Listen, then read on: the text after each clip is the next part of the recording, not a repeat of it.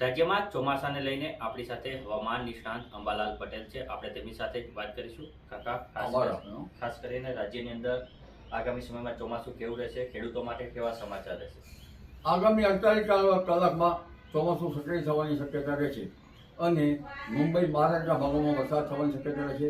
દક્ષિણ ગુજરાતના ભાગોમાં પણ વરસાદ થવાની શક્યતા રહે છે. દક્ષિણ સૌરાષ્ટ્રના ભાગોમાં પણ તારીખ 25 લગભગ જૂન સુધીમાં વરસાદ થવાની શક્યતા રહે છે. વરસાદ તો કે આજથી જ થવાની શક્યતા રહે છે. દક્ષિણ ગુજરાતમાં અને થઈ પણ રહ્યો છે, પરંતુ તારીખ 26-27 મુંબઈ મહારાષ્ટ્રમાં વરસાદ થવાની શક્યતા રહે છે અને તારીખ 29 જૂનથી 5 જુલાઈ વચ્ચે મુંબઈ મહારાષ્ટ્રમાં ભારેથી અતિભારે વરસાદ થવાની શક્યતા રહે છે. દક્ષિણ ગુજરાતના ભાગોમાં સુરત, ભરૂચ, નવસારીના ભાગોમાં પણ કેટલાક ભાગમાં ભારે વરસાદ તો કેટલાક ભાગમાં અતિભારે વરસાદ થવાની શક્યતા રહે છે. દક્ષિણ સૌરાષ્ટ્રના કેટલાક ભાગમાં ભારે વરસાદ થવાની શક્યતા રહે છે અને સૌરાષ્ટ્રના અન્ય ભાગમાં ક્યાંક હળવો તો ક્યાંક ભારે વરસાદ થવાની શક્યતા રહે છે. કોઈ ભાગમાં 4 ઇંચ તો 6 ઇંચ વરસાદ થવાની શક્યતા રહે છે. જો એમ જેવો આવશે તો સૌરાષ્ટ્રના ભાગોને પણ તરબોળ કરી શકે છે. ઉત્તર ગુજરાતના ભાગોમાં પણ વરસાદ થવાની શક્યતા રહે છે. આ ઉપરાંત મધ્ય ગુજરાતના ભાગોમાં, વડોદરાના ભાગો, આ ઉપરાંત મહીસાગરના ભાગોમાં પણ કેટલાક ભાગોમાં ભારે વરસાદ થવાની શક્યતા રહે છે. આ ઉપરાંત ઉત્તર ગુજરાતના ભાગોમાં, સાબરકાંઠાના ભાગો, અરવલ્લીના ભાગો, પંચમહાલના ભાગોમાં પણ કેટલાક ભાગમાં ભારે વરસાદ થવાની શક્યતા રહે છે. એટલે વાવણીલાયક વરસાદ હવે ધીરે ધીરે ઉત્તર ગુજરાતના ભાગોમાં પણ થવાની શક્યતા રહે છે.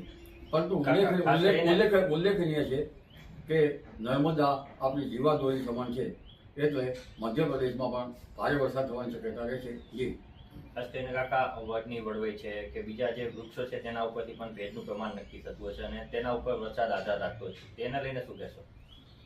બીજું તો આપણી પાસે કોઈ સાધન નથી, એટલે ભેજ માપવા માટે હવે આપણી પાસે વડની વડવઈઓ અને લીમડાની લીંબોળીઓ વગેરે ઉપરથી પરંપરાગત જ્ઞાન પ્રમાણે આપણે ભેજ જોઈ શકીએ. વડની વડવઈઓ હવે થવામાં છે અને વડની વડવઈઓ અડધી પાકેલી છે અને અડધી ઉપર છે. જ્યાં સુધી વડની વડવઈઓ બધી પાકે નીચે પડે નહીં ત્યાં સુધી પૂરતો ભેજ આવે નહીં, પરંતુ હવે ધીરે ધીરે પૂરતો ભેજ આવવાની શક્યતા રહે છે. ખીજડાના પાન જે છે એ હજુ ખરવામાં નથી, કારણ કે ખીજડો એ રેસ્પિરેટરી પ્લાન્ટ છે, એટલે ખીજડાના પાન ભેજ વધે ત્યારે ગળી જતા હોય છે. એટલે ખીજડાના પાન ગળી જાય તે પછી વધુ ભેજ આવવાની શક્યતા રહી શકાય. આ ઉપરાંત ગૃહિણી જ્યારે લોટ બાંધે ત્યારે રોટલી બરાબર વણાય નહીં તો ભેજ આવ્યો ગણાય. મીઠામાં પણ હજુ ભેજ નથી આવ્યો. મીઠું પણ ભેલું થઈ જાય ત્યારે ભેજ આવ્યો ગણાય. હજુ આમાં પણ ભેજ નથી આવ્યો. અને અન્ય દ્રષ્ટિએ જોઈએ તો તાંબા પિત્તળના વાસણો જ્યારે કાળા થઈ જાય ત્યારે ભેજ આવ્યો ગણાય. હજુ તેમાં પણ ભેજ ગણાતો નથી. એટલે ધીરે ધીરે ભેજ આવશે અને ભેજ આવે તો જ પણ સારો વરસાદ થવાની શક્યતા રહે. લગભગ મહત્તમ તાપમાન અને લઘુત્તમ તાપમાન વચ્ચે 2 થી 3 કે 4 ડિગ્રી સેલ્સિયસનો તફાવત રહે તો વરસાદ થવાની શક્યતા રહે. અને હવે ધીરે ધીરે લગભગ 80-85% મોઇસ્ચર ભેજ અને લગભગ જુલાઈની શરૂઆતમાં તો 90-95% મોઇસ્ચર આવી જવાની શક્યતા રહે છે. જી, ખેડૂતો માટે કેવું રહેશે અને ખેડૂતોને શું ધ્યાન રાખવું જોઈએ? ખેડૂતો માટે હવે ઉત્તર ગુજરાતના, મધ્ય ગુજરાતના ભાગમાં ચોમાસું આવ્યું છે. ચોમાસું થોડુંક જ મોડું ગણી શકાય, કારણ કે આદરામાં વરસાદ આવે તો આદરાના 2 પાદરા અને આદરાનું પાણી સારું હોય છે.